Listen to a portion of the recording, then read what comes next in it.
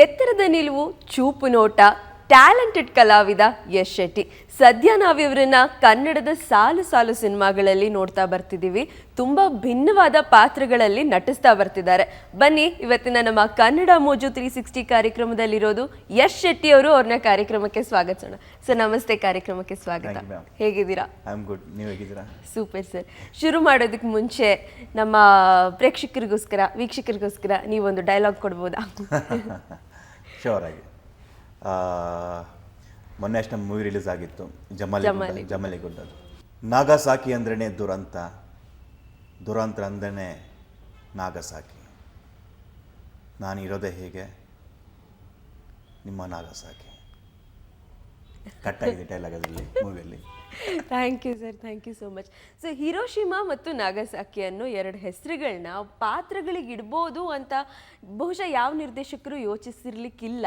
ಜಮಾಲಿಗುಡ್ಡ ಚಿತ್ರದಲ್ಲಿ ನಿರ್ದೇಶಕರು ಕುಶಾಲ್ ಗೌಡ್ರು ನಿಮ್ಮನ್ನ ನಾಗಸಾಕಿ ಅಂತ ಕರೆದ್ರು. ಸೊ ಇದು ಹೇಗೆ ಅನ್ನಿಸ್ತು ನಿಮಗೆ, ನಾಗಸಾಕಿ ಅಂತ ಹೆಸರಿಟ್ಟಿದ್ದಾರೆ ಅಂತ ಕೇಳಿದ ತಕ್ಷಣ? ನಾವು ಫಸ್ಟ್ ಟೈಮ್ ಸ್ಟೋರಿ ಕೇಳಿದಾಗ ಸ್ಟೋರಿ ತುಂಬ ಚೆನ್ನಾಗಿತ್ತು. ನೀನು ನರೇಶನ್ ಮಾಡೋದು ತುಂಬ ಚೆನ್ನಾಗಿತ್ತು. ನಿಮ್ಮ ಹೆಸರೇನಂತ ಏನು ಗೊತ್ತಂತ ಕೇಳೋದು. ನಾನು ಕೇಳೋದು ಏನು ಸರ್, ಏನಿರ್ಬೋದು ಅಂತ ಹೇಳ್ಬಿಟ್ಟು. ನಿಮ್ಮ ಹೆಸರು ಅಡ್ಡ ಹೆಸರು ಬಂದುಬಿಟ್ಟು ಒಂದು ಹಂದಿ ಪೀಟರ್ ಅಂತ ಒಂದು ಹೆಸರಿದೆ ನನಗೆ ಆ ಮೂವಿಯಲ್ಲಿ. ಅದನ್ನು ಬಿಟ್ಟು ನಿಂಗೊಂದು ಇನ್ನೊಂದು ಹೆಸರು ಸಿಗುತ್ತೆ, ಅದು ತುಂಬ ಚೆನ್ನಾಗಿದೆ ಅಂತ ಹೇಳಿದ್ರು. ಏನು ಸರ್ ಅಂತ ನಾನು ಕೇಳಿದೆ. ಪದೇ 3-4 ಸಲ ಕೇಳಿದಾಗ ಆ್ಯಕ್ಚುಲಿ ಧನಂಜಯ ಸರ್ ಬಂದುಬಿಟ್ಟು ಹಿರೋಶಿಮಾ ನೀನು ನಾಗಸಾಕಿ, ಆ ನಾಗಸಾಕಿ ಅಂತ ಹೆಸರು ಕೇಳ್ತಿದ್ದೇನೆ. ಅದು ಯಾಕಂದರೆ ನಾವು ಚಿಕ್ಕ ವಯಸ್ಸಿಂದ ಕೂಡ ಆ ಹೆಸರನ್ನು ಕೇಳ್ಕೊಂಬಂದಿದ್ದೀವಿ. ಇವತ್ತಿಗೆ ಕೂಡ ಫೀಡ್ ಮಾಡ್ತಾರೆ. ಬಿಕಾಸ್ ಆಫ್ ಯಾವತ್ತೂ ಕೂಡ ನಮ್ಮ ಲೈಫಲ್ಲಿ ಅಂಥ ದುರಂತ ಆಗಬಾರ್ದು ಅನ್ನೋದು. ಮನುಷ್ಯನ ಅತಿ ಆಸೆ, ಮಹತ್ವಾಕಾಂಕ್ಷೆ ಏನಿದೆ ಅದಷ್ಟು ಇರಬಾರ್ದು. ಅದರಿಂದ ಈ ಥರ ಎರಡು ದುರಂತ ನಡೆದಿದೆ. ಹಿರೋಶಿಮಾ ನಾಗಸಾಕಿ, ನಗರನೇ ಸುಟ್ಟು ಹೋಗ್ಬಿಡ್ತು ದುರಂತ. ಇವತ್ತು ನಾವು ಫೀಡ್ ಮಾಡ್ತೀವಿ, ಯಾಕಂದರೆ ಚಿಕ್ಕ ವಯಸ್ಸಿಂದ ಕೂಡ ನಾವು ಕೇಳ್ತಾ ಇದ್ದೀವಿ, ಅದು ರಿಜಿಸ್ಟರ್ ಆಗಿದೆ. ಸೊ ಆ ಹೆಸರು ನೀವು ಹೇಳ್ಬೇಕು ನಾಗಸಾಕಿ ಅಂತ ಹೇಳಿದ್ರೆ ಸಾಕು, ಇಮಿಡಿಯೇಟ್ ಗೊತ್ತಾಗ್ಬಿಡುತ್ತೆ, ಕ್ಯಾಚ್ ಆಗಿಬಿಡುತ್ತೆ. ನಾನು ಕ್ಯಾಚ್ ಅಂತ ಅನಿಸ್ಬಿಡ್ತು. ಸೊ ನಾನು ಲಕ್ ಅಂತ ಅಂದ್ಕೊಂಡೆ. ಬಟ್ ಇವತ್ತಿಗೆ ಕೂಡ ಆ ಕ್ಯಾಚ್ ತುಂಬ ಜನಕ್ಕೆ ರೀಚ್ ಆಗಿದೆ, ತುಂಬ ಎಂಜಾಯ್ ಮಾಡ್ತಿದ್ದಾರೆ. ಇಂಟರ್ವ್ಯೂವಲ್ಲಿಗೆ ನಾನು ಸತ್ತಾಗ ಫೋನ್ ಮಾಡಿ ನನಗೆ ಇಮಿಡಿಯೇಟ್ ಫೋನ್ ಬರುತ್ತೆ, ಇಷ್ಟು ಬೇಗ ಯಾಕೋ ನಾನು ಕೊಂದುಬಿಟ್ರು, ಅವರು ಸಾಯಿಸ್ಬಿಟ್ರು, ಇದು ಇನ್ನೂ ಇರಬೇಕಿತ್ತಲ್ಲ ಅಂತ ಅನಿಸ್ಬಿಡುತ್ತೆ. ಅಂದರೆ ಆ ಕ್ಯಾರೆಕ್ಟರ್ ಆ ಥರ ಮೋಡಿ ಮಾಡುತ್ತೆ ಅವ್ರಿಗೆ. ಈ ಎಫೆಕ್ಟ್ ಯಾವ ಥರ ಆ ಥರ ಇರಬೇಕು. ಒಬ್ಬ ಆ್ಯಕ್ಟಿಂಗ್ ಮಾಡಿದಾಗ ಆ ಕ್ಯಾರೆಕ್ಟ್ರಷ್ಟು ಅವ್ರನ್ನ ಎಫೆಕ್ಟ್ ಮಾಡಬೇಕು. ಅದು ತುಂಬ ಒಳ್ಳೆಯದು ನನಗೆ. ಸೊ ನಾಗಸಾಕಿ ಹಂಗೆ ಇದೆ. ಆ್ಯಕ್ಚುಲಿ ನಾವು ಸಿನಿಮಾ ನೋಡುವಾಗ ಎಸ್ಪೆಷಲಿ ಫೀಮೇಲ್ ಫ್ಯಾನ್ಸ್ಗೆ ಹೀರೋ ಅಷ್ಟೇ ವಿಲನ್ ಕೂಡ ತುಂಬ ಇಷ್ಟ ಆಗ್ತಾರೆ. ಸೊ ಆ ಸಾಲಲ್ಲಿ ಮೊದಲು ನಿಲ್ಲೋರು ಅಂದರೆ ನೀವು ಅಂತ ಹೇಳ್ಬೋದು ಸರ್. Thank you. ಸೊ ಈಗ ನಿಮ್ಮ ಲುಕ್ ಕೂಡ ಅಷ್ಟೇ ಡಿಫ್ರೆಂಟ್ ಆಗಿದೆ. ಅದರಲ್ಲಿ ಒಂದು ಕಣ್ಣಿಗೆ ಲೆನ್ಸ್ ಹಾಕ್ಕೊಂಡಿರ್ತೀರಿ, ಆ ಕಣ್ಣಿನ ಗುಡ್ಡೆ ಬಿಳಿ ಕಾಣುತ್ತೆ, ಮತ್ತು ಸುಟ್ಟಿರೋ ಗಾಯಗಳು, ಈ ಥರ ಒಂದು ಲುಕ್ ಚಿತ್ರಕ್ಕೆ ಅಗತ್ಯವಿತ್ತಾ? ಏನು ಹೇಳಿದ್ರು ಡೈರೆಕ್ಟ್ರು ಅಂತ? ಯಾಕಂದರೆ ಅಲ್ಲಿ ಧನಂಜಯ ಸರ್ ಇದ್ದಾರೆ, ಅವ್ರು ಬಂದ್ಬಿಟ್ಟು ನಟ ರಾಕ್ಷಸ ಕೇಳಬೇಕಾಗಿಲ್ಲ. ಅವ್ರಿಗೆ ಆಪೋಸಿಟ್ ಅಂತಂದಾಗ ಇನ್ನೊಂದು ಕ್ಯಾರೆಕ್ಟ್ರಲ್ಲಿ ಅವ್ರ ಜೊತೆ ಜರ್ನಿ ಹೋಗ್ತಿದೆ ಅಂದಾಗ ಅದು ಇನ್ನೊಂಥರ ಸ್ಪೆಷಲ್ ಆಗಿರಬೇಕು. ಇಲ್ಲಾಂದರೆ ಅಲ್ಲಿ ಘರ್ಷಣೆ ಆಗುವಂಥದ್ದು ಒಂದು ಫ್ರೆಂಡ್ಶಿಪ್ ಇತ್ತು ಅವ್ರದ್ದು. ಇವ್ರು ನನಗಿಂತ ಮುಂಚೆ ಬೇರೆ ಭಾಷೆ ಆ್ಯಕ್ಟ್ರುಗಳನ್ನು ಟ್ರೈ ಮಾಡಿದ್ದಾರೆ, ನಮ್ಮವರನ್ನು ಕೂಡ ಟ್ರೈ ಮಾಡಿದ್ರು. ತುಂಬ ಆಡಿಷನ್ ನಡೆದಿತ್ತು. ಎಂಡ್ ಮೂಮೆಂಟಲ್ಲಿ ನಾನು ಆ ಟೀಮ್ಗೆ ಸೇರಿಕೊಂಡೆ. ಬಂದಾಗ ಲುಕ್ ಟೆಸ್ಟ್ ಮಾಡಿದ್ರು.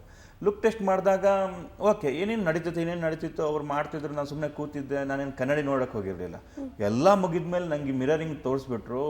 ಫಸ್ಟ್ ಆಫ್ ಆಲ್ ನಾನೇ ಫಿದಾಗ್ಬಿಟ್ಟೆ ಆ ಕ್ಯಾರೆಕ್ಟ್ರಿಗೆ. ಯಾವತ್ತೂ ಕೂಡ ಜನ ಫಿದಾಗಬೇಕು ನಾವು ಮಾಡ್ತಿರೋದಕ್ಕೆ. ಬಟ್ ನನಗೆ ಏನನ್ಸ್ಬಿಡ್ತು, ಇದು ಯಾರಪ್ಪ ಹೊಸ ಕ್ಯಾರೆಕ್ಟ್ರು, ಹೊಸ ರೂಪ ಅಂತ ಅನಿಸ್ಬಿಡ್ತು ನನಗೆ. ನನ್ನ ಕ್ಯಾರೆಕ್ಟರ್ ಮೊದಲ ಫ್ಯಾನ್ ನಾನೇ. ಅದಕ್ಕೆ ಅಷ್ಟು ಚೆನ್ನಾಗಿತ್ತು. ಮತ್ತು ತುಂಬ ಕಷ್ಟ ಅದನ್ನು ಮಾಡೋಕ್ಕೆ. ಯಾಕಂದರೆ 2 hours ಕೂರಬೇಕಿತ್ತು. ಅದೇನೋ ಅವರು ಇದಾಗ್ತಾರೆ, ನಮ್ಮ ಮೇಕಪ್ ಅವರು ಸಿದ್ದು ಪೂಜಾರ್ ಅಂತ. ಇದರ ಕ್ರೆಡಿಟ್ ಏನಿದ್ರು ನಮ್ಮ ಡೈರೆಕ್ಟರ್ ಕುಶಲ್ ಗೌಡ ಮತ್ತು ನಮ್ಮ ಇವರಿಗೆ ಸಿದ್ದು ಪೂಜಾರಿಗೆ ಸಲ್ಲಬೇಕು. ಅದನ್ನು ಬಿಸಿ ಮಾಡ್ತಾರೆ. ಅದು ಬಿಸಿ ಮಾಡಿ ಅದು ತಣ್ಣಗಾಗೋವರೆಗೆ ವೇಟ್ ಮಾಡಿ ಅದನ್ನು ಇಲ್ಲಿಗೆ ಹಾಕಿ ಫುಲ್ಲು ಮಾಡಿ ಅದನ್ನು ಮತ್ತೆ ತಣ್ಣಗೆ ಮಾಡಿ ಅದು ಸರಿಯಾಗಿ ಕೂತಿಲ್ಲ ಅಂದ್ರೆ ಮತ್ತೆ ತೆಗೆದುಬಿಟ್ಟು ಮತ್ತೆ ಬಿಸಿ ಮಾಡಿ ಮತ್ತೆ ಹಾಕಿ ಅದನ್ನು ರೂಪ ಎಲ್ಲ ಮಾಡಿಬಿಟ್ಟು ಕಣ್ಣಿಗೆ ಲೆನ್ಸ್ ಹತ್ತು ವರ್ಸ್ಟ್ ಫೀಲ್ ಅದು. ಯಾಕಂದರೆ ವೈಟ್ ಲೆನ್ಸ್ ಹಾಕಿದಾಗ ಆ ಕಣ್ಣು ದೃಷ್ಟಿನೇ ಕಾಣಿಸಲ್ಲ ನಿಮಗೆ, ಒಂದು ಕಣ್ಣು ಕಾಣಿಸಲ್ಲ ನಿಮಗೆ. ಅದಕ್ಕೆ ನಾನು ಆ್ಯಕ್ಟಿಂಗ್ ಮಾಡಬೇಕಾದ್ರೆ ಒಂದು ಕಣ್ಣಲ್ಲಿ ಮಾತಾಡ್ತೀನಿ ನಾನು. ನೀವು ಹಿಂಗಿದ್ದೀರಂದರೆ ನಾನು ಹಿಂಗೆ ಮಾತಾಡ್ತಿಲ್ಲ ನಿಮ್ಮ ಹತ್ರ, ಹಿಂಗೆ ಮಾತಾಡ್ತೀನಿ. ಯಾಕಂದರೆ ನನಗೆ ಇದು ಒಂದೇ, ಯಾಕೆ ಈ ಕಡೆ ನನಗೆ ಏನು ಕಾಣಿಸಲ್ಲ, ಅದಕ್ಕೆ ಹಿಂಗೆ ಮಾಡಿದಾಗ ಈ ಕಡೆ ಕಾಣಿಸುತ್ತೆ ನನಗೆ ಸ್ವಲ್ಪ. ಸೊ ಆ ಥರ ಆ್ಯಕ್ಟಿಂಗ್ ಮಾಡಬೇಕಾಗಿತ್ತು. ಬಟ್ ಚಾಲೆಂಜಿಂಗ್ ಆಗಿತ್ತು. ಆ್ಯಕ್ಟ್ರಿಗೆ ಯಾವತ್ತು ಕೂಡ ಚಾಲೆಂಜಿಂಗ್ ಆಗಿರೋ ಸಿಗಬೇಕು. ಇದರಿಂದ ಬಿಫೋರ್ ಒಂದು ಮೂವಿ ಮಾಡಿದೆ, ಧರಣಿ ಮಂಡಲ ಮಧ್ಯದೊಳಗೆ. ತುಂಬ ಸಾಫ್ಟ್ ಕ್ಯಾರೆಕ್ಟ್ರು. ಇಂಡಸ್ಟ್ರಿಯಲ್ಲಿ ತುಂಬ ಜನ ಮೂವಿ ನೋಡಿದ್ರು, ತುಂಬಾ ಇಷ್ಟಪಟ್ಟರು. ಅದಕ್ಕಿಂತ ಕಂಪ್ಲೀಟ್ ತದ್ವಿರುದ್ಧವಾದಂಥ ಕ್ಯಾರೆಕ್ಟರ್ ಇದು. ಧರಣಿ ಮಂಡಲ್ ನಂತರ ಜಮಾಲ್ಗುಡ್ಡಿ ರಿಲೀಸ್ ಆಗಿದ್ದು ನನಗೆ ಒಳ್ಳೆದಾಯಿತು. ಯಾಕಂದರೆ ನನ್ನ ಸ್ಟ್ರೆಂತ್ ಏನು, ನಾನು ಏನು ಅನ್ನೋದನ್ನು ನನಗೆ ಎಸ್ಟಾಬ್ಲಿಷ್ ಮಾಡೋಕ್ಕೊಂದು ಈಸಿ ವೇ ಆಯಿತು ನನಗೆ. ಹೌದು ಸರ್, ಆ್ಯಕ್ಚುಲಿ ನೀವು ಹೇಳಿದ್ರಿ ಒಂದು ಕಡೆ ಕಾಣಿಸ್ತಿರ್ಲಿಲ್ಲ ಅಂತ. ಅಂದರೆ ಪ್ರೇಕ್ಷಕರಾಗಿ ನಾವು ಸಿನಿಮಾ ನೋಡುವಾಗ ನಾವು ಒಂದು ಪಾತ್ರ ನೋಡ್ತೀವಿ, ತುಂಬ ಇಷ್ಟಪಡ್ತೀವಿ. ಆದರೆ ಕಲಾವಿದರಾಗಿ ಅಷ್ಟೊಂದು ಮೇಕಪ್ ಹಾಕ್ಕೊಂಡು ಅದನ್ನು ಕ್ಯಾರಿ ಮಾಡೋದು ಅನ್ನೋದು ತುಂಬ ಕಷ್ಟವಾದ ಕೆಲಸ. ನೈಟ್ ಆದರೆ ಮೊದಲೇ ರಾತ್ರಿ ಮತ್ತು ಇನ್ನೊಂದು ಕಣ್ಣಿಗೆ ಲೆನ್ಸು. ಡೇ ಎಲ್ಲಾದರೂ ಓಕೆ ಅಡ್ಜಸ್ಟ್ ಮಾಡ್ಕೊಂಡು ನಾವು ಏನಾದರೂ ಮಾಡ್ಬೋದು. ನೈಟ್ ಆದಾಗ ಕಾಣಿಸೋದಿಲ್ಲ ಏನು ಕೂಡ. ಮೊದಲೇ ಒಂದು ಕಣ್ಣು ಕಾಣಿಸಲ್ಲ, ಇನ್ನೊಂದು ಒಂದೇ ಕಣ್ಣು, ಅದಕ್ಕೂ ಲೆನ್ಸ್ ಇದೆ. ರಾತ್ರಿ ಎಲ್ಲಿ ಓಡಬೇಕು ಏನು ಮಾಡ್ಬೇಕಂತ ಗೊತ್ತಾಗ್ತಿರ್ಲಿಲ್ಲ. ಅದಕ್ಕೆ ಧನು ಸರ್ ಅಂತ ಹೇಳ್ತಿದ್ದೆ, ಸರ್ ನೀವು ನಿಧಾನ ಓಡಿ ಸರ್, ನಂಗೆ ಏನು ಕಾಣಿಸ್ತಿಲ್ಲ, ಇಲ್ಲಾಂದರೆ ಅವ್ರು ಬಟ್ಟೆ ಹಿಡ್ಕೊಂಡು ಓಡ್ತಿದ್ದೆ ನಾನು. ಅಂದರೆ ಏನು ಮಾಡೋಕ್ಕಾಗಲ್ಲ ಅಂಥ ಪರಿಸ್ಥಿತಿ. ಬಟ್ ಅವರು ನನಗೆ ಆ ಟೈಮಲ್ಲಿ ತುಂಬ ಇದು ಮಾಡಿದ್ರು, ಅಂದರೆ ಹೆಲ್ಪ್ ಮಾಡಿದ್ರು, ಸ್ಲೋ ಓಡ್ತಿದ್ರು. ಸೊ ಆ ಥರ ಮಾಡಿದ್ವಿ ನಾವು. ಬಟ್ ತುಂಬ ಚಾಲೆಂಜಿಂಗ್ ಆಗಿತ್ತು. ಓಕೆ, ಬಯಸ್ತೀನಿ ಲೈಫ್ ಲಾಂಗ್ ಇಂಥ ಚಾಲೆಂಜಿಂಗ್ ಆಗಿರುವಂಥ ಕ್ಯಾರೆಕ್ಟರ್ಗೆ ಸಿಗಬೇಕು ನಮಗೆ. ಸೊ ಜಮಾಲಿ ಗುಡ್ಡ ಒಂದು ಫೀಲ್ ಗುಡ್ ಮೂವಿ. ಒಂಥರ ನಮಗೆ ನಮ್ಮ ಸುತ್ತಮುತ್ತಲಿನ ಪಾತ್ರಗಳೇ ಅಲ್ಲಿ ಕಾಣಿಸ್ತವೆ. ಆ್ಯಂಡ್ ನಿಮ್ಮ ಪಾತ್ರ ಕೂಡ ಅಷ್ಟೇ ಒಂದು ಭಿನ್ನವಾದಂತಹ ಪಾತ್ರ ಆ್ಯಂಡ್ ಒಂದು ಸಮಾಜದ ಒಂದು ವರ್ಗವನ್ನು ಪ್ರತಿನಿಧಿಸುತ್ತೆ. ನೀವು ಆ ಚಿತ್ರದ ಒಂದು ಭಾಗವಾಗಿ ಚಿತ್ರವನ್ನು ಮತ್ತು ನಿಮ್ಮ ಪಾತ್ರವನ್ನು ಹೇಗೆ ವಿಶ್ಲೇಷಿಸ್ತೀರಿ ಅಂತ ಹೇಳಿ? ಅಂದರೆ ನೀವು ಹೇಳಿದ್ರಿ ಫೀಲ್ ಗುಡ್ ಮೂವಿ ಅಂತ ಹೇಳ್ಬಿಟ್ಟು. ಈಗ ತುಂಬ ಜನರಿಗೆ ಕೆಲವೊಂದು ಮೂವಿ ಯೋಚನೆ ಮಾಡುವಂತ ಕೊಡುತ್ತೆ, ಇನ್ನು ಕೆಲವರಿಗೆ ಅಳಿಸುತ್ತೆ, ಇನ್ನು ಕೆಲವರಿಗೆ ನಗಿಸುತ್ತೆ. ಅಂದರೆ ನಾವು ಒಂದೊಂದು ಕಾಮಿಡಿ ಮೂವಿ ಅಂತ ಹೇಳ್ತೀವಿ, ಎಮೋಷನಲ್ ಮೂವಿ ಅಂತ ಹೇಳ್ತೀವಿ. ಬಟ್ ಇದೊಂದು ಫೀಲ್ ಗುಡ್ ಮೂವಿ. ಒಂದು ಸಲ ಬಂದರೆ ನಿಮಗೆ ಆ ಚಿಕ್ಕಮಂಗ್ಳೂರದ್ದು ಏನು ಅಟ್ಮಾಸ್ಫಿಯರ್ ಇದೆ ನಿಮ್ಮನ್ನು ಕರ್ಕೊಂಡೋಗ್ಬಿಡುತ್ತೆ. ಆ ಗಾಳಿ ಮಂಜು ಹಿಂಗೆ ತಗೊಂಡೋಗ್ಬಿಡುತ್ತೆ. ನಮಗಿಂತ ತುಂಬ ಕಷ್ಟಪಟ್ಟವರು ನಮ್ಮ ಕುಶಲ್ ಗೌಡ ಡೈರೆಕ್ಟ್ರು ಮತ್ತು ಪ್ರೊಡ್ಯೂಸರ್. ಯಾಕಂದರೆ ಅಲ್ಲಿ ನಮ್ಗೆ ಶೂಟೇ ಮಾಡೋಕ್ಕಾಗ್ತಿರಲಿಲ್ಲ. ಹೆಂಗಿದೆ ಅಂದರೆ ಬೆಳಿಗ್ಗೆ 9 ಗಂಟೆಗೆ ಹೋದರೆ ಮಧ್ಯಾಹ್ನ 11:30 ತನಕ ಮಿಸ್ಟ್ ಹೋಗೋಕ್ಕೇ ಕಾಯಬೇಕು ನಾವು. 11 ಗಂಟೆಯಿಂದ 3:30 ತನಕ ಆಯಿತು ಅಂತಂದರೆ ಮಿಡ್ಲಲ್ಲಿ ಊಟ ಬ್ರೇಕ್ 1 ಅವರ್, 3:15ಗೆ ಮಿಸ್ಟ್ ಕವರ್ ಆಗಿಬಿಡುತ್ತೆ. ಗ್ರೀನರೇನು ಕಾಣಿಸಲ್ಲ ಮತ್ತು ವೇಸ್ಟ್, ಶೂಟ್ ಮಾಡೋಕ್ಕಾಗಲ್ಲ. ನಾವು ಒಂದು 14 ದಿವಸ ಮುಗಿಸೋ ಶೂಟನ್ನು 20-25 ದಿವಸ ಅಲ್ಲಿ ಮಾಡಿದ್ದೀವಿ. ಆ ಥರ ಕಷ್ಟ ಆಗಿದೆ. ಮತ್ತು ಮೂವಿ ಅನ್ನೋದು ಇಲ್ಲಿ ಒಳ್ಳೆಯವರು ಕೆಟ್ಟವರು ಅನ್ನೋದು ಏನಿಲ್ಲ. ಮತ್ತು ಒಳಿತನ್ನು ಕೆಟ್ಟದ್ದು ಯಾವತ್ತೂ ಮೀರ್ಸೋಕ್ಕಾಗಲ್ಲ. ನಾನು ಈ ಸ್ಕ್ರಿಪ್ಟ್ನ ಹೆಂಗೆ ಅರ್ಥ ಮಾಡ್ಕೊಂಡಿದ್ದೇನೆ ಅಂದರೆ, ನೀವೆಷ್ಟೇ ಕೆಟ್ಟವ್ರು ಎಷ್ಟೇ ಸ್ಟ್ರಾಂಗ್ ಆಗಿರಲಿ, ಒಳಿತು ಅನ್ನೋದು ಏನಿದೆ ಅದನ್ನು ಮೀರ್ಸೋಕ್ಕಾಗೋದೇ ಇಲ್ಲ. ಒಳಿತು ಯಾವತ್ತಿದ್ರು ಒಳಿತೆ, ಒಂದು ಲೈನಲ್ಲಿ ಹೇಳ್ಬೇಕಂದ್ರೆ. ನನಗೆ ಯಾಕಂದರೆ ಈಗ ನೀವು ಧನಂಜಯ ಅವರ ಕ್ಯಾರೆಕ್ಟರ್ ಆಗಿರ್ಬೋದು, ಇದು ಕ್ಯಾರೆಕ್ಟರ್ ಆಗಿರ್ಬೋದು, ಓಕೆ ಘಟನೆಗಳು ಘಟಿಸುತ್ತೆ ಲೈಫಲ್ಲಿ, ನೋಡೋರ ದೃಷ್ಟಿ ಚೇಂಜ್ ಆಗಿಬಿಡುತ್ತೆ, ಹಿಂಗಂತ ಆಗಿಬಿಡುತ್ತೆ. ಅದೆಲ್ಲೋ ಒಂದು ಕಡೆ ನಮ್ಗೆ ಅನಿಸುತ್ತೆ ದೇವ್ರು ನೋಡ್ಕೋತಾನೆ, ದೇವ್ರಿಗೆ ಗೊತ್ತಿಲ್ವಾ, ದೇವ್ರು ನೋಡ್ತಾನೆ ಅಂತ ಹೇಳ್ತೀವಲ್ಲ, ಇಲ್ಲಿ ಆಡಿಯನ್ಸ್ ಮುಖಾಂತರ ಅದನ್ನು ತೋರಿಸಿದ್ದಾರೆ ಡೈರೆಕ್ಟ್ರು. ನನಗೆ ಈ ಥರ ಅನಿಸಿದೆ. ಸೊ ಇನ್ನು OTT ಬಗ್ಗೆ ಬರೋದಾದರೆ, ಒಂದು emerging platform OTT. So OTT platform ಬಗ್ಗೆ ಏನು ಹೇಳ್ತೀರಾ, ಮತ್ತು ವೆಬ್ ಸೀರೀಸ್ನಲ್ಲಿ ನಟಿಸುವಂತಹ ಅವಕಾಶಗಳು ಬಂದಿದೆಯಾ ಅಂತ ಹೇಳಿ? ಮೇಡಮ್, ಎವ್ರಿ 10 ಇಯರ್ಸಿಗೆ ಎಲ್ಲ ಮೇಕಿಂಗ್ ಸ್ಟೈಲ್ ಚೇಂಜ್ ಆಗುತ್ತೆ, ಆ್ಯಕ್ಟಿಂಗ್ ಸ್ಟೈಲ್ ಚೇಂಜ್ ಆಗುತ್ತೆ. ಹಾಗೆ ಈಗ OTT ಬರಲೇಬೇಕು, ಬಂದಿದೆ ಅದೇ ಈಗ. ಯಾಕಂದರೆ ಈಗ ಮೊದಲು ರೀಲ್ಸ್ ಇತ್ತು, ಅಂದರೆ ಅದರಲ್ಲಿ ಶೂಟ್ ಮಾಡ್ತಿದ್ರು. ಅವಾಗ ಎಲ್ರಿಗೂ ಆ್ಯಕ್ಟಿಂಗ್ ಮಾಡೋಕ್ಕಾಗ್ತಿರಲಿಲ್ಲ. ಪ್ರತಿ 10 ರಿಹರ್ಸಲ್ ಆದಮೇಲೆ ಆ್ಯಕ್ಟಿಂಗ್ ಮಾಡಬೇಕಾಗಿದೆ. ಈಗ ಡಿಜಿಟಲ್ ಬಂದಿದೆ, ಈಸಿಯಾಗಿ ಎಲ್ಲರೂ ಆ್ಯಕ್ಟಿಂಗ್ ಮಾಡ್ಬೋದು. ಈಗ ಮಾಡಿದ ಮೇಲೆ ಅದನ್ನು ಎಲ್ಲ ಥಿಯೇಟ್ರ್ ಬಿಡೋಕ್ಕಾಗಲ್ಲ ಕೆಲವೊಂದನ್ನು. ಮತ್ತು ಕೆಲವೊಂದು ಥಿಯೇಟ್ರ್ ಬಿಡುವಂಥ ಮೂವಿನೂ ಆಗಿರಲ್ಲ, ಕೆಲವೊಂದು ಎಕ್ಸ್ಪೆರಿಮೆಂಟಲ್ ಆಗಿರುತ್ತೆ. ಯಾಕಂದರೆ ತುಂಬ ಅಡ್ವಾನ್ಸ್ಡ್ ಆಗಿರ್ತಾರೆ ಡೈರೆಕ್ಟ್ರುಗಳು. ಅವರಿಗೊಂದು ಪ್ಲ್ಯಾಟ್ಫಾರ್ಮ್ ಬೇಕು, ಅದಕ್ಕಂತಲೇ ಆಡಿಯನ್ಸ್ ಇದ್ದಾರೆ. ಆ ಆಡಿಯನ್ಸ್ ಥಿಯೇಟರ್ ಬರಲ್ಲ, ಅವ್ರು ಮೊಬೈಲಲ್ಲೇ ಮೂವಿ ನೋಡ್ತಾರೆ, ಇಲ್ಲೊಂದು ಮನೇಲಿ ಹಾಕ್ಬಿಟ್ಟು ನೋಡ್ತಾರೆ. ಇದು ಅವರಿಗೋಸ್ಕರ ಎಲ್ಲನೂ ಬೇಕು. ಈಗ BC ಮೂವಿ ತೊಗೊಂಡೋಗ್ಬಿಟ್ಟು ನೀವು OTT ಹಾಕಿದ್ರೆ ನೋಡಲ್ಲ ಜನ, ಅವರು ಥಿಯೇಟರಿಗೆ ಬಂದು ನೋಡೋದು ಅವರು. ಯಾಕೆಂದ್ರೆ ಅವ್ರು ಮೊಬೈಲ್ ಯೂಸ್ ಮಾಡಿ ಗೊತ್ತಿಲ್ಲ ಅವ್ರಿಗೆ, ಅಂಥದ್ದೇ ಮೂವಿ ಮಾಡಬೇಕಾಗುತ್ತೆ. ಮತ್ತು BC ಮೂವಿ ಅವ್ರಿಗೆ ಹೆಂಗಿರುತ್ತೆ, ಅವರಿಗೆ ಹೊಡಿ ಬಡಿ ಐಟಮ್ ಸಾಂಗು ಯಾಕೆಂದು ಇಷ್ಟಪಡ್ತಾರೆ ಅಂದರೆ, ಅವ್ರಿಗೆ ಲೈಫಲ್ಲಿ ಅದನ್ನು ನೋಡೋಕ್ಕೆ ಸಿಕ್ಕಿರಲ್ಲ ಅವರಿಗೆ. ಈಗ ಯಾರೋ ಚಿಕ್ಕ ಕೆಲಸ ಮಾಡೋವನಿಗೆ ಯಾರಿಗೆ ಹೊಡಿಬೇಕಾಗಿರುತ್ತೆ, ಅವನು ಓನರ್ ಏನೋ ಸಿಕ್ಕಾಪಟ್ಟೆ ಬೈದಿರ್ತಾನೆ, ಅವ್ನು ಹೊಡಿಬೇಕಾಗಿರುತ್ತೆ, ಹೊಡೆಯೋಕ್ಕಾಗಿರಲ್ಲ. ಅವ್ನು ಇಲ್ಲಿ ಬಂದ್ಬಿಟ್ಟು ಹೀರೋ ವಿಲನ್ನ ಹೊಡಿತಿರ್ಬೇಕಾದ್ರೆ ತಾನೇ ಹೊಡಿತಿದ್ರು ಅಂತ ಫೀಲ್ ಮಾಡ್ಕೋತಾನೆ. ಅದು ಅವ್ನಿಗಲ್ಲಿ ರಿಲೀಫ್. ಅದು ಅವ್ನಿಗೆ ಯೋಚನೆ ಮಾಡೋದು ಬೇಕಾಗಿರಲ್ಲ, ಎಂಟರ್ಟೈನ್ಮೆಂಟ್ ಅಷ್ಟೇ. ಕಲರ್ಫುಲ್ ಆಗಿರಬೇಕು, ಒಂದೂವರೆ ಗಂಟೆ ಬೇರೆ ಲೋಕಕ್ಕೆ ಹೋಗ್ಬಿಟ್ಟು ಬಂದೆ ಅಂತ ಅನಿಸ್ಬೇಕು. ಇನ್ನು ಕೆಲವರಿಗೆ ಏನೋ ಒಂದು ಮೂವಿ ನೋಡಿದ್ರು ನನಗೆ ಯೋಚನೆ ಮಾಡುವಂಥದ್ದು ಒಂದು ಥಾಟ್ ಕೊಡಬೇಕದು, ನನಗೇನಾದ್ರು ಮಾಡಬೇಕಂತ ಇರುತ್ತೆ. ಇದೆರಡು ಬೇರೆ ಬೇರೆ ವರ್ಗ. ಈ ಎರಡು ವರ್ಗಕ್ಕೂ ಒಂದೇ ಇದಲ್ಲ, ಥಿಯೇಟರ್ ಅಲ್ಲ. ಕೆಲವರಿಗೆ OTT, ಇನ್ನು ಕೆಲವರಿಗೆ ಥಿಯೇಟರ್. ಎರಡೂ ಒಳ್ಳೆಯದೇ, ಎರಡೂ ಬರಬೇಕು. ಅದು ಸ್ಟ್ರಾಂಗಾಗಿ ನಿಲ್ಲಬೇಕು. ಮತ್ತು ಅದಕ್ಕೆ ತಕ್ಕಂಥ ಕಂಟೆಂಟ್ಗಳು ಬರಬೇಕು, ಕ್ರಿಯೇಟ್ ಆಗಬೇಕು. ಮೊದಲಾದರೆ ಒಂದು ಮೂವಿ ಮಾಡೋದು ತುಂಬ ಕಷ್ಟ ಇತ್ತು. ಈಗ 4K ಮೊಬೈಲ್ ಹಿಡ್ಕೊಂಡು ನೀವು ಒಂದು ಶೂಟ್ ಮಾಡ್ಬೋದು, ಎಡಿಟ್ ಮಾಡ್ಬೋದು, ಚೆನ್ನಾಗಿ ಮಾಡ್ಕೊಂಡು ಮೊಬೈಲ್ಗೆ ಮೂವಿ ಬಿಡ್ಬೋದು ನೀವು. ಈಗ ಎಲ್ಲನೂ ಈಸಿ ಆಗಿದೆ. ಬಟ್ ಅದು ಇಷ್ಟೇ ಚಿಕ್ಕದು ತಲೆ ಏನಿದೆ, ಮೆದುಳು, ಅದರ ಕೆಲಸ ಜಾಸ್ತಿ ಇದೆ. ಸರ್ ಇನ್ನು ಸಾಕಷ್ಟು ವೆಬ್ ಸೀರೀಸ್ಗಳು ಬರ್ತಾನೆ ಇವೆ. ನಾವು ಕೂಡ ನಿಮ್ಮನ್ನು ವೆಬ್ ಸೀರೀಸಲ್ಲಿ ನೋಡೋಕ್ಕೆ ಅವಕಾಶ ಸಿಗುತ್ತಾ? ಅವಕಾಶಗಳು ಬಂದಿದೆಯಾ ನಿಮಗೆ ವೆಬ್ ಸೀರೀಸಲ್ಲಿ? ಒಂದು ಬಂದಿತ್ತು, ಫಾರ್ಗಟನ್ ಆರ್ಮಿ ಅಂತ, ಏನು ಕಬೀರ್ ಖಾನ್ ಅವರ ಪ್ರೊಡಕ್ಷನಿಂದ ಸಿಂಗಾಪುರಲ್ಲಿ ಎರಡು ತಿಂಗಳಿತ್ತು ಅದ್ರ ಶೂಟು. ಅದೊಂದು ತಮಿಳಿಯನ್ಸ್ ಕ್ಯಾರೆಕ್ಟರ್ ಇದೆ, ಕೊಳಲು ಊದ್ತಾ ಇರ್ತಾನೆ. ಆ ಕ್ಯಾರೆಕ್ಟ್ರಿಗೆ ನನಗೆ ಆಫರ್ ಬಂದಿತ್ತು. ಬಟ್ ನಾನು ಆವಾಗ ಇಲ್ಲೆಲ್ಲ ಆಯುಷ್ಮಾನ್ ಭಾವ ಮೂವಿ ಮಾಡ್ತಿದ್ದೆ, ಡೇಟ್ ಎಲ್ಲ ಲಾಕ್ ಆಗಿತ್ತು. ಸೊ ಮಾಡೋಕ್ಕಾಗಿಲ್ಲ. ಬಟ್ ಇನ್ನು ಮುಂದೆ ಖಂಡಿತವಾಗಿ ಮಾಡ್ತೀನಿ ನಾನು ವೆಬ್ ಸೀರೀಸ್ ಬಂದರೆ. ಯಾಕಂದರೆ ಈಗ ಟ್ರೆಂಡ್ ಅದು. ಅದೇ ಒಂದು ವಿಷಯನ ತುಂಬ ದೊಡ್ಡದಾಗಿ ಎಲೆಯಾಗಿ ಹೇಳುವಂತಹ ಒಂದು ಮೀಡಿಯಾ ಅದು. ಮಾಡಲೇಬೇಕು, ಅದರಲ್ಲಿ ವರ್ಕ್ ಮಾಡಲೇಬೇಕು, ಎಲ್ಲ ಥರದ ವರ್ಕ್ ಮಾಡಬೇಕು. ಎಕ್ಸ್ಪೆರಿಮೆಂಟು ಆ್ಯಕ್ಟಿಂಗ್ ಮಾಡಬೇಕು, ಎಮೋಷ್ನಲ್ ಆಗಿ ಮಾಡಬೇಕು, ಕಾಮಿಡಿಯಾಗಿನೂ ಮಾಡಬೇಕು, ಕಮರ್ಷಿಯಲ್ ಮೂವಿನೂ ಮಾಡಬೇಕು, ಎಲ್ಲ ಥರದ್ದು ಮಾಡಬೇಕು, ಎಲ್ಲರೂ ಕೈಗೆ ಸಿಗುವಂತಾಗಬೇಕು. ಸರ್, ನಾನು ಈಗ ಮೊದಲೇ ಹೇಳಿದ ಹಾಗೆ ಆ ಎತ್ತರದ ನಿಲುವು, ಆ ಚೂಪು ನೋಟ, ನಿಮ್ಮ ಲುಕ್ಸ್ ಬಗ್ಗೆ ಹೇಳಿದಾದ್ರೆ ಈ ಬಿಯರ್ಡ್ ಇದೆ, ಈ ಮ್ಯಾನ್ ಬನ್ ಇದೆ, ಇದೆಲ್ಲ ನೋಡೋದಕ್ಕೆ ತುಂಬ ವಾವ್ ಅಂತ ಅನಿಸುತ್ತೆ ಒಬ್ಬ ವಿಲನನ್ನು ನೋಡಿದಾಗ. ಸೊ ಈಗಲೂ ನೀವು ಅದನ್ನು ಕ್ಯಾರಿ ಮಾಡ್ತಿದ್ದೀರಾ. ಸೊ ಇದು ನೆಕ್ಸ್ಟ್ ಸಿನಿಮಾಗ ಅಥವಾ ಶೂಟಿಂಗಲ್ಲಿರೋ ಸಿನಿಮಾ? ಈಗ ಅಶೋಕ ಬ್ಲೇಡ್ ಮಾಡ್ತಾ ಇದ್ದೇನೆ. ಈಗ ಏನು ಲುಕ್ ನೋಡ್ತಿದ್ರಿ, ಈ ಲುಕ್ಕೇ ಅಲ್ಲ, ಅದಕ್ಕೆ ಅದೊಂದು ಡಿಫ್ರೆಂಟ್ ಆದಂಥ ಲುಕ್, ರೆಟ್ರೋ ಸ್ಟೈಲಲ್ಲಿ ಇರುವಂಥದ್ದು. ಅದು ತುಂಬ ಚೆನ್ನಾಗಿದೆ. ಅದೀಗ ಸದ್ಯಕ್ಕೆ ಮುಗಿದೋದ್ರೆ ಮತ್ತೆ ಕಟಿಂಗ್ ಮಾಡ್ತೇನೆ, ಮತ್ತು ಬೇರೆ ಮೂವಿ ಕಮಿಟ್ ಆಗಿದ್ದೇನೆ. ಕೈವ ನಡೀತಿದೆ ಜಯತೀರ್ಥ ಸರ್ದು, ಅದಕ್ಕೆ 12ರಿಂದ ಅದಕ್ಕೆ ಹೋಗ್ಬೇಕು. ಮತ್ತು ಸೊ ಈಗ ಒಂದು ತಮಿಳ್ ಮೂವಿ ನಡೀತಾ ಇದೆ, ಅದಕ್ಕೆ ಇದೇ ಲುಕ್ಕು. ಇದನ್ನು ಫಿನಿಷ್ ಮಾಡಿ ಈ ಹತ್ರ ಒಳಗೆ ಇದೆಲ್ಲ 2 ಮುಗಿದೋಗುತ್ತೆ. ಅದ ನಂತರ ಬೇರೆದಕ್ಕೆ ಹೋಗ್ತೀನಿ. ಕಟ್ ಮಾಡಲೇಬೇಕಾಗುತ್ತೆ, ಯಾಕಂದರೆ ಡಿಫ್ರೆಂಟ್ ಲುಕ್ಕಲ್ಲಿ ಇದ್ದರೆ ಚೆನ್ನಾಗಿರುತ್ತಲ್ವ. ಓಕೆ. ಸೊ ತೆರೆ ಕಾಣೋದಕ್ಕೆ ರೆಡಿ ಇರುವಂತಹ ಸಿನಿಮಾಗಳು ತುಂಬ ಇದೆ. ಈಗ ನೆಕ್ಸ್ಟು ಬಯಲು ಸೀಮೆ ಬರ್ತಾ ಇದೆ. ಬಯಲು ಸೀಮೆ ಆದಮೇಲೆ ಗೌಳಿ ಬರ್ತಾ ಇದೆ. ಗೌಳಿ ಆದಮೇಲೆ ತೆಲುಗಿನ ಒಂದು ಮೂವಿ ಬರ್ತಾ ಇದೆ, ವಿಣ್ಣಾರು ಭಾಗ್ಯಂ ವಿಷ್ಣುಗತ ಅಂತ ಹೇಳ್ಬಿಟ್ಟು, ಅದು ಬರ್ತಾ ಇದೆ. ಈಗ ಮಿಸ್ಟರ್ ಬ್ಯಾಚುಲರ್ ಬರ್ತಾ ಇದೆ. ಅದರ ನಂತರ ವಿರಾಟ ಪರ್ವ ಅಂತ ಬರುತ್ತೆ, ಸೋಮು ಸೌಂಡ್ ಇಂಜಿನಿಯರ್ ಬರುತ್ತೆ.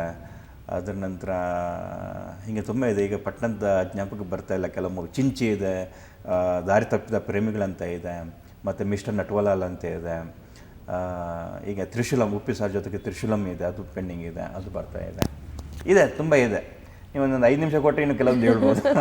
ಸೊ ನೀವು ಕಲ್ತಿದ್ದು NSDಯಲ್ಲಿ. ಸೊ NSDಯಲ್ಲಿ ಕಲಿಬೇಕು ಅಂತ ನಿಮಗೆ ಯಾವಾಗ ಅನಿಸ್ತು? ಯಾರು ನಿಮ್ಮನ್ನು ಗೈಡ್ ಮಾಡಿದರು ಅಂತ ಹೇಳಿ? ನಾವು ಚಿಕ್ಕ ವಯಸ್ಸಿಂದ ಕೂಡ ನಮ್ಮ ಊರಲ್ಲಿ ಒಂದು ಟೀಮ್ ಕಟ್ಕೊಂಡು ನಾವು ನಾಟಕ ಎಲ್ಲ ಮಾಡ್ತಿದ್ವಿ. ಈಗ ಗಣೇಶ ಹಬ್ಬ ಬರುತ್ತೆ, ದಸರಾ ಹಬ್ಬ ಬರುತ್ತೆ, ಊರಲ್ಲಿ ನಮ್ಮದೊಂದು ನಾಟಕ ಇರ್ತಿತ್ತು. ನಾವೇ ಅಂದರೆ ಕಮರ್ಷಿಯಲ್ ಏನಿದೆ ಕಾಮಿಡಿ ಈ ಥರ ಮಾಡ್ಕೊಂಡು ಮಾಡ್ತಿದ್ವಿ.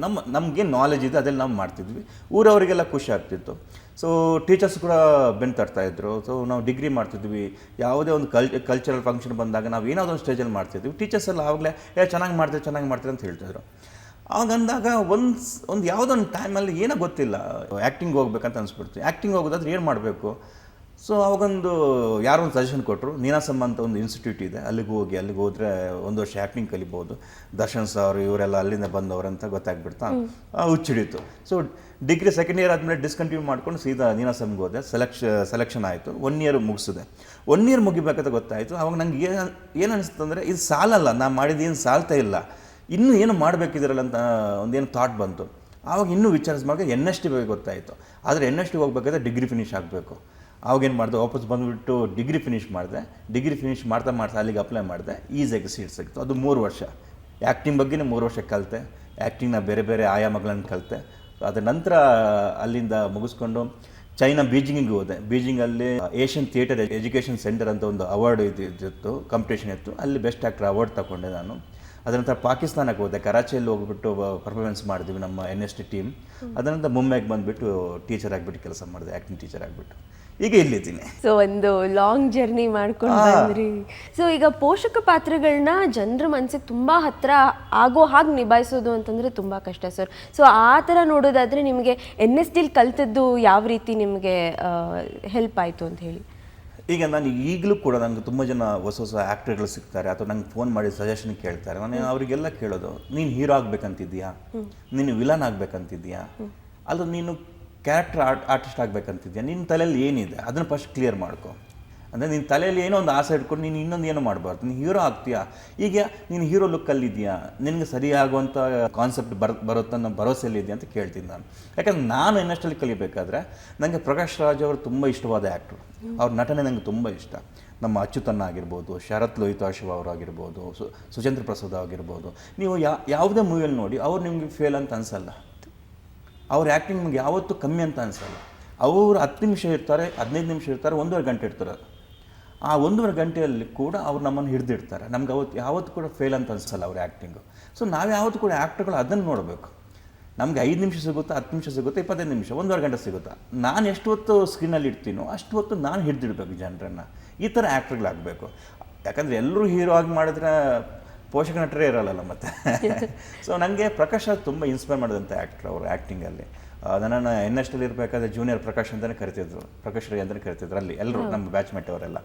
ಯಾಕಂದರೆ ಅವ್ರು ಹೋದಂಥ ದಾರಿನೂ ಹಂಗೆ ಇದೆ. ಚಿಕ್ಕ ಚಿಕ್ಕ ಪಾತ್ರ ಮಾಡಿಕೊಂಡು ಒಂದಕ್ಕೊಂದಕ್ಕೆ ಹೋಗ್ಬಿಟ್ಟು ದೊಡ್ಡ ಮಟ್ಟದಲ್ಲಿ ಹೆಸರು ಮಾಡಿದ್ರು. ಇವತ್ತು ನೆನೆಸ್ಕೊತೀವಿ ಗಿಲ್ಲಿ, ಒಕ್ಕಡು, ಎಂತೆಂಥ ಮೂವಿಗಳು ಇದ್ದಾವೆ, ಪೋಕಿರಿ.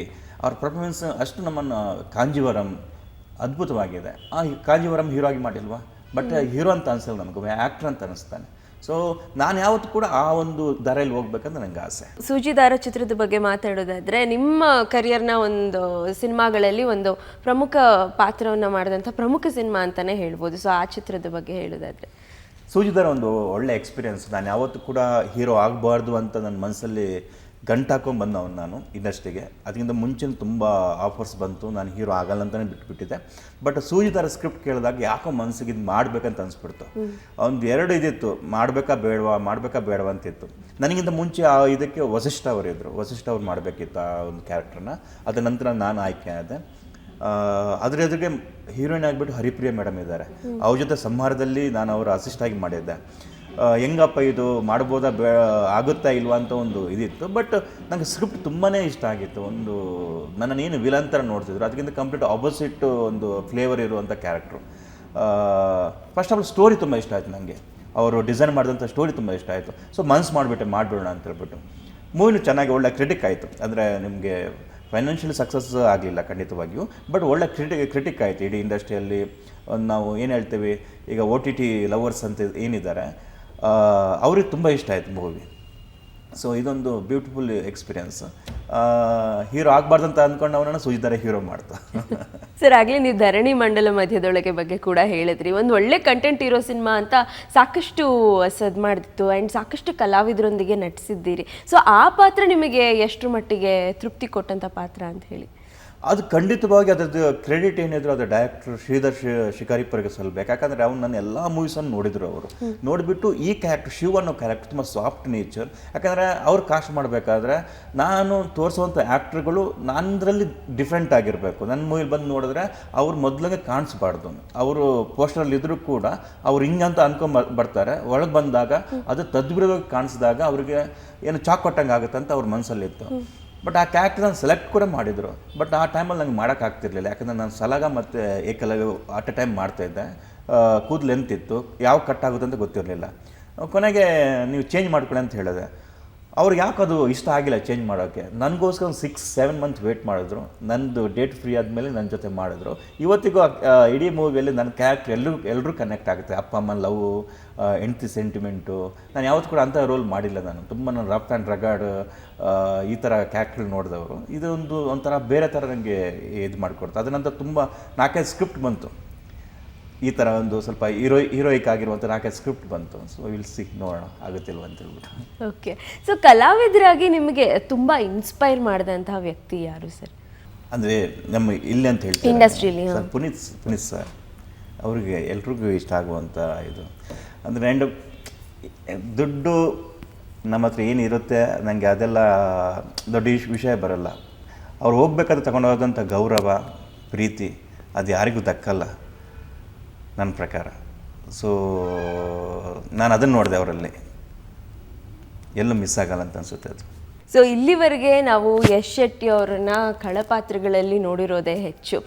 ಹಾಗೆ ನೋಡೋಕೆ ಹೋದರೆ ಪ್ರತಿಯೊಬ್ಬ ವ್ಯಕ್ತಿಯಲ್ಲೂ ಒಂದು ಖಳಛಾಯೆ ಇದ್ದೇ ಇರುತ್ತೆ. ಸೊ ಅಂಥ ಪಾತ್ರಗಳ ಬಗ್ಗೆ ನಿಮ್ಮ ಪರ್ಸೆಪ್ಷನ್ ಏನು? ಇಲ್ಲಿ ಯಾರು ಒಳ್ಳೆಯವರಲ್ಲ, ನೀವು ಒಳ್ಳೆಯವರಲ್ಲ, ನಾನು ಒಳ್ಳೆಯವರಲ್ಲ ಸರ್. ಇಲ್ಲಿರೋರು ಯಾರು ಒಳ್ಳೆಯವರಲ್ಲ. ಯಾಕಂದರೆ ಮನುಷ್ಯ ಅಂದಂದಮೇಲೆ 9 ರಸ, ಕ್ರೋಧ, ವೀರ, ಏನು ಹಾಸ್ಯ ಎಲ್ಲ 9 ರಸಗಳು ಹರಿದ್ರೆ ಅವ್ನು ಮನುಷ್ಯ. ಯಾಕಂದರೆ ನಮ್ಮಲ್ಲಿದೆ, ನಾವು ಯಾರಿಗೊಬ್ರಿಗೆ ಒಳ್ಳೆಯವರಾಗಿರ್ತೀವಿ, ಇನ್ನೊಬ್ರಿಗೆ ಕೆಟ್ಟವರಾಗಿರ್ತೀವಿ. ಸೊ ಹಾಗಾಗಿ ವಿಲನ್ ಕೂಡ ಕೆಟ್ಟವನಲ್ಲ ಯಾವತ್ತೂ ಕೂಡ, ಅವನು ಒಳ್ಳೆಯವನೇ. ಅವ್ನಿಗೆ ಏನಕ್ಕೆ ಬೇಕು ಅದಕ್ಕೆ ಮಾಡ್ಕೋತಾನೆ. ಈಗ ಒಬ್ಬ ಹೀರೋಗೆ ಹೊಡಿತಾನೆ ಅಂದರೆ ಅವನ ಸ್ವಾರ್ಥ, ಅವ್ನಿಗೆ ಬೇಕು ಅಂತ ಅದಕ್ಕೆ ಹೊಡಿತಾನೆ. ಅವನ ಪರ್ಸ್ಪೆಕ್ಟಿವಲ್ಲಿ ಅದು ಸರಿ, ಹೀರೋ ಪರ್ಸ್ಪೆಕ್ಟಿವಲ್ಲಿ ಅಥವಾ ಬೇರೆಯವರ ದೃಷ್ಟಿಯಲ್ಲೇ ತಪ್ಪಾಗಿರುತ್ತೆ. ಸೊ ನಾನು ಅದಕ್ಕೆ ತುಂಬ ವಿಲನನ್ನು ಪ್ಲೇ ಮಾಡೋಕ್ಕೆ ತುಂಬ ಇಷ್ಟಪಡ್ತೀನಿ. ಯಾಕಂದರೆ ಅವನಿಗೊಂದು ನ್ಯಾಯ ಇದೆ. ಅವ್ನು ಕೆಟ್ಟದೇ ಮಾಡಿದ್ರೂ ಕೂಡ ಅವನಿಗೊಂದು ಏನೋ ಬೇಕು, ಅದಕ್ಕೋಸ್ಕರ ಮಾಡ್ತಿದ್ದಾನೆ. ನಂಗೆ ಅಂಥ ಕ್ಯಾರೆಕ್ಟರ್ ಮಾಡೋದು ಖುಷಿ ಆಗುತ್ತೆ. ಯಾಕಂದರೆ ರಿಯಲ್ ಲೈಫಲ್ಲಿ ನಾವು ಯಾರಿಗೂ ಹೊಡೆದವರಲ್ಲ, ಯಾರಿಗೂ ಬೈದವರಲ್ಲ. ಇವರು ರಿಯಲ್ ಲೈಫಲ್ಲಿ ತುಂಬ ಡಿಸಿಪ್ಲಿನ್ ಆಗಿರೋರು. ಬಟ್ ನಮ್ಮನ್ನು ರಿಯಲ್ ಲೈಫಲ್ಲಿ ಯಾರು ನೋಡ್ತಾರೆ, ಮಾತಾಡ್ತಾರೆ, ನಾವು ಅವ್ರಿಗೊಂಥರ ಬೇರೆ ಥರ ಕಾಣಿಸ್ಬಿಡ್ತೀವಿ. ಅದೇ ನಮ್ಮ ಸ್ಕ್ರೀನಲ್ಲಿ ನೋಡಬೇಕಾದ್ರೆ ಕಂಪ್ಲೀಟ್ ತದ್ವಿರುದ್ಧವಾಗಿ ಕಾಣಿಸ್ಕೊಂಡ್ಬಿಡ್ತೀವಿ. ಅಲ್ಲಿ ಕ್ಯಾಚ್ ಆಗಿಬಿಡ್ತಾರೆ. ಎಷ್ಟು ಹಿಂಗೆ ಮಾಡ್ತಾರೆ, ಹಿಂಗೆ ಮಾಡೋಕ್ಕೆ ಸಾಧ್ಯ ಇದೆಯಾ, ಹಂಗೆ ಬಂದರೆ ಚೆನ್ನಾಗಿರೋದು. ರಂಗಭೂಮಿ ಜೊತೆ ನಿಮ್ಮದು ಒಂದು ಒಳ್ಳೆಯ ನಂಟಿದೆ. ಅಂದರೆ ಥಿಯೇಟರಲ್ಲಿ ಮಾಡಿದಂಥ ಅನುಭವ ಈಗಲೂ ನೀವು ಥಿಯೇಟರ್ ಕಂಟಿನ್ಯೂ ಮಾಡಬೇಕು ಅಂತ ಏನಾದರೂ ಮನಸ್ಸಲ್ಲಿ ಬಂದಿದೆಯಾ ಅಂತ ಹೇಳಿ? ನಾನು ಈಗಲೂ ಕಂಟಿನ್ಯೂ ಮಾಡ್ತಿದ್ದೀನಿ. ಮೊನ್ನೆಷ್ಟು ಹೋಗ್ಬಿಟ್ಟು ಉಡುಪಿ ರಂಗಭೂಮಿ ಅಂತ ಒಂದು ಟೀಮ್ ಇದೆ, ಅಲ್ಲಿಗೆ 2 ಡೇ ಆ್ಯಕ್ಟಿಂಗ್ ವರ್ಕ್ಶಾಪ್ ಮಾಡಿಬಿಟ್ಟು ಬಂದೆ. ರಂಗಭೂಮಿ ನಾನು ರಂಗಭೂಮಿನ ಕಲಿಕೆ ಥರ ತಗೋತೀನಿ. ಅದು ಎಜುಕೇಷನ್. ನನಗೆ ಒಬ್ಬ ಆ್ಯಕ್ಟ್ರ್ ಬೇಸಿಕಲಿ ಹೆಂಗೆ ಸ್ಟ್ರಾಂಗ್ ಆಗಬೇಕು, ಬೇಸಿಕ್ ಏನೇನು ತಿಳ್ಕೋಬೇಕು, ಡಿಸಿಪ್ಲಿನ್ ಅಂದರೆ ಏನು. ಯಾಕಂದರೆ ರಂಗಭೂಮಿ ನಿಮ್ಮನ್ನು ಜಾಸ್ತಿ ಡಿಸಿಪ್ಲಿನ್ ಕಲಿಸುತ್ತೆ. ನೀವು ಹೆಂಗಿರಬೇಕು, ಯಾವ ಥರ ನೀವು ಸೋತ್ರೆ ಹೆಂಗೆ ಅದನ್ನು ಮತ್ತೆ ಡೆವಲಪ್ ಮಾಡ್ಕೋಬೇಕು, ಈ ಥರ ವಿಷಯಗಳು ತುಂಬ ಚೆನ್ನಾಗಿ ಕಲಿಸುತ್ತೆ. ಇದು ನಾನು ಎಲ್ರಿಗೂ ಹೇಳಿದ್ದೀನಿ, ಎಜುಕೇಷನ್ ಅಂತ ತಗೊಳ್ಳಿದ್ದಾನೆ. ದುಡಿಮೆ ಕಷ್ಟ, ಇದರಲ್ಲಿ ದುಡಿಮೆ ತುಂಬಾ ಕಷ್ಟ. ಯಾಕಂದ್ರೆ ನಿಮ್ಗೆ ಫಂಡ್ ಬರೋದು ತುಂಬ ಕಷ್ಟ ಆಗುತ್ತೆ. ಬಟ್ ಎಜುಕೇಷನ್ ಥರ ತಗೊಂಡು ಅದನ್ನು ಬೇರೆ ಥರ ಇನ್ವೆಸ್ಟ್ ಮಾಡಿ ಅದನ್ನು ಅಂತ ಹೇಳ್ತೀನಿ ನಾನು. ಯಾಕೆ ಮತ್ತು ಥಿಯೇಟ್ರ್ ಯಾವತ್ತು ಬಿಡೋಕ್ಕಾಗಲ್ಲ. ನೀವು ನಾನು ಬಿಡ್ತೀನಿ ಅಂದರೂ ನೀವು ಹೋಗ್ಬಿಟ್ಟು ನಾಟಕ ನೋಡಿದ್ರೆ ನೀವು ಥಿಯೇಟ್ರ್ ಮಾಡ್ತಿದ್ದೀನಿ ಅಂತ ಲೆಕ್ಕ. ಥಿಯೇಟ್ರನ್ನ ಯಾವತ್ತೂ ಬಿಡೋಕ್ಕಾಗಲ್ಲ. ಒಂದು ಸಲ ಅದು ಅಡಿಕ್ಟ್. ಅದು ನಶೆಯಲ್ಲಿ 2 ಥರ ನಶೆ ಇರೋದು, ಕೆಟ್ಟ ನಶೆ, ಒಂದು ಒಳ್ಳೆ ನಶೆ. ಇದು ಒಳ್ಳೆ ನಶೆ. ಈ ನಶೆ ಯಾವತ್ತು ಇರಬೇಕು. ನಾವು ಅಂತೀವಿ ಥಿಯೇಟರ್ ಬೇರೆ ತುಂಬ ಸಮಯ ಆಯ್ತು ಬಿಟ್ಟು ಅಂತ. ಇಲ್ಲ, ಈಗಲೂ ಹೋಗ್ಬಿಟ್ಟು ಯಾರ್ದೋ ಒಂದು ಸ್ಟೇಜಲ್ಲಿ ಫಂಕ್ಷನ್ ನೋಡ್ತಾ ಇರ್ತೀವಿ, ಯಾರೋ ಡ್ಯಾನ್ಸ್ ನೋಡ್ತಾ ಇರ್ತೀವಿ, ಇದೆಲ್ಲನೂ ಥಿಯೇಟರ್ ತಾನೆ. ಥಿಯೇಟ್ರನ್ನ ಬಿಡೋಕ್ಕಾಗಲ್ಲ ಯಾವತ್ತು. ಸರ್ ಈಗ ಅಭಿನಯ ಅಥವಾ ನಾಟಕ, ಏಕಪಾತ್ರ ಅಭಿನಯ ಅಂತ ಬಂದಾಗ ನೀವು ಮುಂಚೆ ಸ್ಕೂಲಲ್ಲಿ ಇದ್ದಾಗಿಂದಲೂ ಬಾಲ್ಯದಿಂದಲೂ ಇದನ್ನು ಮಾಡ್ತಾ ಬಂದಿದ್ದೀರಾ ಅಂತ ಕೇಳೋದು. ಯಾಕಂದರೆ ನನಗೆ ನಿಮ್ಮ ತಂದೆ ತಾಯಿ ಬಾಲ್ಯ ಇವುಗಳ ಬಗ್ಗೆ ತಿಳ್ಕೊಳ್ಳೋ ಕ್ಯೂರಿಯಾಸಿಟಿ. ಅಂದರೆ ನಮ್ಮದು ಉಡುಪಿಯಿಂದ ಸುಮಾರು 14-17 ಕಿಲೋಮೀಟ್ರ್ ಒಳಗೆ ಹಿರೇಳಕ ಅಂತ ಒಂದು ಊರು. ಅಲ್ಲೇ ಹುಟ್ಟಿ ಬೆಳೆದಿದ್ದು ನಾವೆಲ್ಲ. ಅಂದರೆ ನಮ್ಮದು ನಾನು 5ನೇ ಕ್ಲಾಸಲ್ಲಿ ಇರಬೇಕಾದ್ರೆ ನಮ್ಮ ತಂದೆ ಎಕ್ಸ್ಪೈರ್ ಆಗಿಬಿಟ್ರು. ಸೊ ಆನಂತರ ತಾಯಿ ಬೀಡಿ ಕಟ್ತಾಯಿದ್ರು. ಅಣ್ಣ ಮುಂಬೈಗೆ ಹೋದರು. ನಾನು ಅಲ್ಲಿಂದ 5ನೇ ಕ್ಲಾಸಿಂದ ಮನೆಯಿಂದ ಹೋಟೆಲೇ ಕೆಲಸ ಮಾಡ್ಕೊಂಡು ನಾನು ದುಡ್ದವನು. ಅಂದರೆ ಹೋಟ್ಲ್ ಕೆಲಸ, ಅಲ್ಲಿಂದ ಸ್ಕೂಲು, ಮತ್ತೆ ಬರೋದು, ಹಿಂಗೆ ವೈನ್ ಶಾಪಲ್ಲಿ ಕೆಲಸ ಮಾಡಿದ್ದೀನಿ, ಪೆಟ್ರೋಲ್ ಪಂಪಲ್ಲಿ ಕೆಲಸ ಮಾಡಿದ್ದೀನಿ.